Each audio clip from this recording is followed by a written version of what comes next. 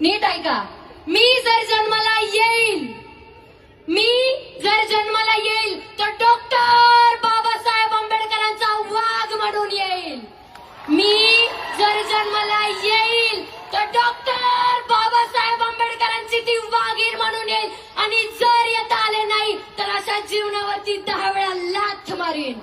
मी doctor Babasaheb आंबेडकरांचा तो वाघ म्हणून येईल आणि मी वाघ म्हणूनच जन्माला आले. आणि मला याचा प्रचंड अभिमान आहे, हे लक्षात ठेवा. मोडेल पण वाकणार नाही, माफी तर मागणारच नाही. जिथं स्वाभिमान येतो,